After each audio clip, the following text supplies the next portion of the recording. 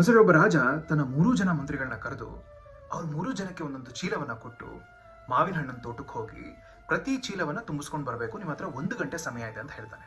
ಮೊದಲನೇ ಮಂತ್ರಿ ಹೋಗ್ತಾನೆ. ತನ್ನ ರಾಜನ ಮೇಲೆ ಅದನಿಗೆ ಅತಿಯಾದ ಅಭಿಮಾನ ಇರುತ್ತೆ. ತನ್ನ ರಾಜನಿಗೆ ಒಳ್ಳೆ ಮಾವಿನ ಹಣ್ಣುಗಳನ್ನೇ ತಗೊಂಡು ಹೋಗಿ ಕೊಡಬೇಕು ಅಂತ ಆರಿಸಿ ಆರಿಸಿ ತುಂಬಿಸೋಕೆ ಶುರು ಮಾಡ್ತಾನೆ.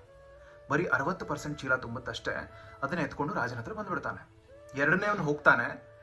ಎರಡನೇವನು ಕೊಳತೋಗಿರೋದು ಒಳ್ಳೆಯದು ಯಾವುದನ್ನು ನೋಡದೆ ಸಿಕ್ಕಿದ್ದೆಲ್ಲ ತುಂಬಿಸ್ಕೊಂಡ್ಬಿಡ್ತಾನೆ. ಅವನಿಗೆ ಚೀಲ ತುಂಬಿಸ್ಕೊಂಡು ಹೋಗಬೇಕು, ರಾಜ ಹೇಳಿದಾನೆ ಅಷ್ಟೇ ಅಂತ ಇರುತ್ತೆ. ಮೂರನೇವನು ಹೋಗ್ತಾನೆ. ಅವನು ಕಸ ಕಡ್ಡಿನೆಲ್ಲ ತುಂಬಿಸ್ತಾನೆ. ಅದಾದ್ಮೇಲೆ ಮೇಲ್ಗಡೆ 1-2 ಒಳ್ಳೆ ಮಾವಿನ ಹಣ್ಣು ಇಟ್ಕೊಂಡು ರಾಜ ಎಲ್ಲಿ ನೋಡ್ತಾನೆ ಅಂತ ಎತ್ಕೊಂಡು ಬಂದ್ಬಿಡ್ತಾನೆ. ಆಮೇಲೆ ರಾಜ ಸೈನಿಕರಿಗೆ ಹೇಳ್ತಾನೆ, ಇವರು 3 ಜನನ್ನ 1 ತಿಂಗಳು ಜೈಲಿಗೆ ಹಾಕಿ, ಯಾರ್ಯಾರು ಏನೇನು ತಗೊಂಡ್ಬಂದಿದಾರೋ ಅದನ್ನೇ ತಿನ್ಕೊಂಡು ಅವ್ರ ಜೀವನ ಮಾಡಬೇಕು ನೋಡೋಣ ಅಂತ. ನಿಮಗೆ ಗೊತ್ತಿದೆ ಯಾರು ಬದುಕ್ತಾರೆ, ಯಾರು ಚೆನ್ನಾಗಿರ್ತಾರೆ ಅಂತ. ನಮ್ಮ ಜೀವನದಲ್ಲೂ ಹಾಗೆ ಭಗವಂತ ನಮ್ಗೆಲ್ಲರಿಗೂ ಒಂದೊಂದು ಒಳ್ಳೆ ಜೀವನ ಕೊಟ್ಟಿದ್ದಾನೆ.